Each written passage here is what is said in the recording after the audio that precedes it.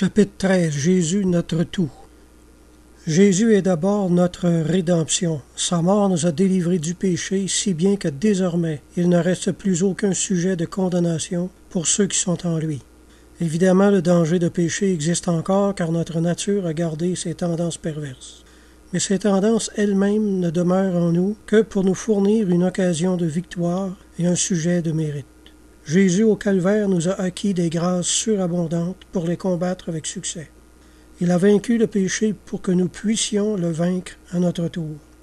Si nous adhérons à Jésus, notre rédemption, nous pouvons aller à Dieu vers les sommets de la charité parfaite, non pas en dépit de nos fautes et de nos misères, mais grâce à ces misères mêmes, et même à ces fautes, qui étant désavouées par le repentir et l'humilité, feront éclater la puissance de l'amour miséricordieux et l'efficacité de la grâce rédemptrice. Jésus est notre sanctification également. La vertu qui sort de lui possède un principe de nutrition propre à nous rendre forts et à nous faire grandir en amour de Dieu. Nous sauver de l'enfer, c'est trop peu pour Jésus. Il nous sanctifie, lui, le Saint de Dieu. C'est dans le Christ que Dieu nous a élus pour que nous soyons saints, dit l'Écriture. Nulle sainteté hors de lui. Vous voulez devenir des saints et des saintes? Vous voulez cela sincèrement? C'est l'ambition dominante de votre âme? Eh bien, cette ambition est d'avance réalisée en Jésus. Vous n'avez pas à faire fond sur vos industries personnelles, mais sur sa sainteté à lui.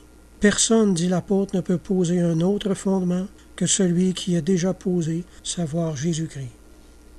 Tout ce que nous pourrions faire pour notre sanctification serait vain sans notre union à lui. Le plan de Dieu est conçu de telle sorte que tout ce qui descend du Père à nos âmes nous vient de Jésus, et tout ce qui monte de nos âmes au Père doit passer par la même voie. Nous avons besoin de Jésus pour toutes choses, mais surtout pour aimer Dieu et devenir des saints et saintes. Sans moi, vous ne pouvez rien faire, nous déclara-t-il, mais avec lui, en lui et par lui, nous pouvons tout. Quand je pratique l'humilité, la charité fraternelle, la douceur, la patience, je n'ai pas à m'en attribuer le mérite, car c'est le Christ humble, charitable, doux et patient qui m'a prêté ses sentiments à lui. Par moi-même, je n'ai aucune justice, et il est ma justice.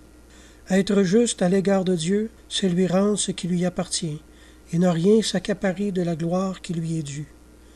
Enfin, Jésus est notre sagesse. Il y a deux sagesses opposées l'une à l'autre, celle du monde et celle de Dieu. Le monde se croit sage lorsqu'il choisit et emploie des moyens conformes au but qu'il poursuit. Sage l'homme qui, voulant devenir riche, s'engage en d'habiles spéculations et des commerces lucratifs. Sage celui qui, désirant la gloire, cherche à paraître, à se faire un nom. Mais Dieu a convaincu de folie cette sagesse du monde. Il nous fait comprendre où se trouvent les biens véritables et nous renseigne sur les moyens de les acquérir. Pour être riches en lui et de son amour, nous avons à pratiquer la pauvreté, le détachement intérieur de toutes choses. Pour obtenir la gloire véritable, la gloire éternelle du ciel, nous devons nous abaisser pour nous humilier, car dans son royaume, celui qui veut être le plus grand doit se faire le plus petit, le serviteur de tous. Telle est la sagesse du Christ, renversement absolu de la sagesse du monde. Il la communique à ceux qui s'unissent à lui, qui vivent en lui. Ayez en vous les sentiments qui sont dans le Christ Jésus, nous conseille l'apôtre. Thérèse de Lisieux le remerciait de l'avoir délivré non seulement des fautes commises, mais même des fautes qu'elle aurait pu commettre. Je cite, « Sans lui, disait-elle, j'aurais pu tomber aussi bas que Madeleine. N'ayant jamais commis de péché grave, elle pouvait cependant affirmer « Jésus m'a plus remis qu'à cette pécheresse. » Jésus était sa sanctification. Elle déclarait « Je sens toujours la même confiance audacieuse de devenir une grande sainte. Je ne compte pas sur mes mérites, n'en ayant aucun, mais j'espère en celui qui est la vertu, la sainteté même. C'est lui seul qui, se contentant de mes faibles efforts, m'élèvera jusqu'à lui, me couvrira de ses mérites et me fera sainte. » Elle avait dit à Jésus, « Je désire être sainte, mais je sens mon impuissance, et je vous demande d'être vous-même ma sainteté. » Sa vie entière est un poème de confiance en Jésus, basé sur le sentiment très vif de sa faiblesse et de son impuissance personnelle. Jésus était sa justice. Ah, comme elle évitait de se prévaloir de ses œuvres, notre Thérèse. Elle les comptait pour rien, elle les méprisait, sans toutefois omettre ce qui dépendait d'elle. Il faut faire tout ce qui est en soi, disait-elle, donner sans compter, se renoncer constamment, en un mot, prouver son amour, par toutes les bonnes œuvres en son pouvoir. Mais à la vérité, comme tout cela est peu de chose. Il est urgent de mettre sa confiance en celui qui seul sanctifie les œuvres. Au soir de cette vie, disait-elle encore, je paraîtrai devant vous les mains vides, car je ne vous demande pas, Seigneur, de compter mes œuvres. Toutes nos justices ont des taches à vos yeux. Je veux donc me revêtir de votre propre justice et recevoir de votre amour la possession éternelle de vous-même. Je ne veux point d'autre trône et d'autre couronne que vous, mon bien-aimé. Jésus était sa sagesse. C'est en le regardant, en l'écoutant, en l'aimant, qu'elle en vint à penser et à juger comme lui, à régler toute sa conduite sur la sienne. Le Saint Évangile était son trésor. Elle y puisa la lumière directrice de sa vie. À savoir que la vraie grandeur se trouve dans la petitesse et l'humilité, suprême sagesse qui est en même temps la clé de la science. Le christianisme réside essentiellement dans le Christ.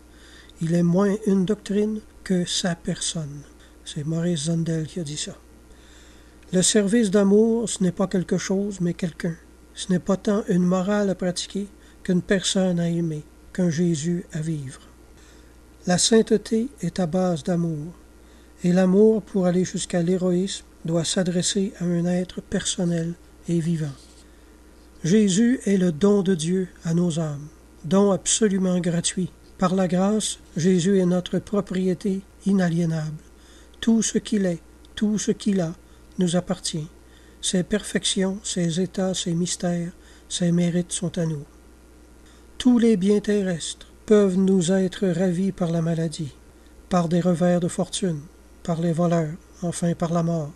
Jésus, lui, ne nous sera jamais ôté, à moins que nous ne voulions délibérément le perdre par un péché grave. Ce don de Dieu est sans repentance. Tout le progrès spirituel tient à l'art d'utiliser Jésus, et en l'utilisant, de le posséder davantage. Nous ne croyons pas ce rôle indigne de lui. N'a-t-il pas déclaré dans l'Évangile « Je ne suis pas venu pour être servi, mais pour servir ».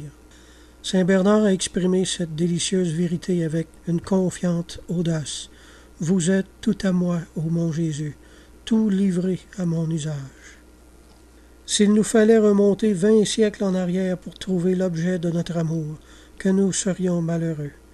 Mais le Jésus que nous devons utiliser n'est pas un personnage historique. Il vit actuellement parmi nous. Bien des vies spirituelles s'anémient et végètent parce qu'elles s'alimentent d'une sève trop pauvre, puisée en de petites dévotions secondaires, alors qu'elles devraient faire passer au premier plan la Sainte Eucharistie, qui nous donne non seulement les grâces du Christ, mais le Christ en personne. Pour vous aimer comme vous m'aimez, disait sainte Thérèse, il me faut emprunter votre propre cœur, ô Jésus.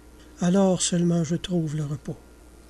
Une âme me disait un jour, je ne suis jamais satisfaite de moi-même, car je fais 1000 sottises et je tombe souvent sur le chemin de l'amour, en dépit de ma bonne volonté. Mais je ne suis jamais triste ni malheureuse. Quand il me semble que ma contrition elle-même n'est pas suffisante, je songe à celle que mon Jésus a éprouvée à Gethsémani, où il l'a vu, hélas, mes péchés, et ceux de tous les hommes. J'offre au Père cette contrition parfaite qui a fait suer du sang à son Fils, et j'ai l'impression que mes fautes sont à jamais anéanties dans l'abîme de la divine miséricorde. Il m'arrive aussi de ne pas pouvoir faire à mon gré certaines pratiques de pénitence qu'on ne me permet pas. J'en gémis dès l'abord, puis je me ressaisis, et je m'arrange pour que Dieu n'y perde rien en lui offrant les souffrances expiatrices de Jésus à la place des miennes. Et c'est ainsi pour tout le reste. Vraiment, je suis bien chanceuse d'avoir un Jésus à ma disposition, et je l'exploite de mon mieux. Au lieu d'imposer à ses convertis des disciplines détaillées et minutieuses, le grand apôtre ne cesse de leur répéter « Vivez du Christ, unissez-vous au Christ, revêtez-vous de lui, ayez en vous ses sentiments, etc. » Et si nous sommes parfois accablés sous le poids de nos misères, de nos épreuves, prêts à défaillir et à laisser tomber les armes, Entendons l'appel que Jésus nous adresse. Viens à moi, pauvre âme fatiguée, je te referai. Allons à lui, mettons-nous en contact avec le brasier ardent de son cœur, et son amour nous refera. Après nous avoir fortifiés, il nous détachera de nous-mêmes et de toutes les choses créées. Il nous transformera en lui. Prière. La vie chrétienne, c'est votre vie en moi, ô Jésus, et ma vie en vous. C'est la rencontre de deux amours, votre amour provoquant et sollicitant le mien. Il ne s'agit plus de traîner un lourd fardeau d'obligations, ni de me contraindre par rigueur à une succession de devoirs ennuyeux, monotones, pénibles. Il s'agit simplement de vivre uni à vous, mon Christ adoré, et de trouver dans cette union la paix, la joie, la force du renoncement, toutes les grâces qui font les saints. L'amour sera l'unique mobile de mes activités. Je mettrai de l'amour partout et en tout.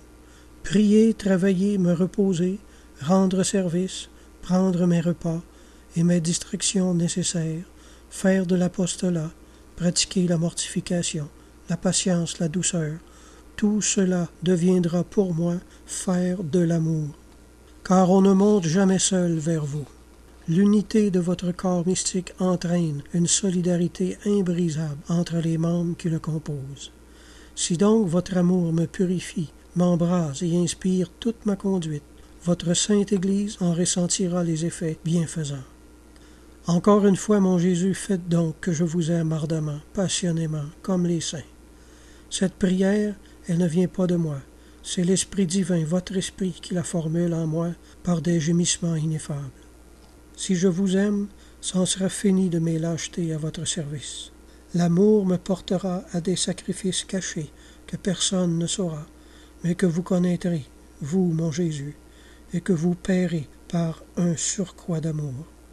Alors le joug de la vie chrétienne se changera pour moi en deux ailes qui me soulèveront vers les cimes. Je pourrai m'écrier à l'instar de votre petite Thérèse que le Seigneur me rend heureuse, qu'il est doux et facile de le servir. Amen.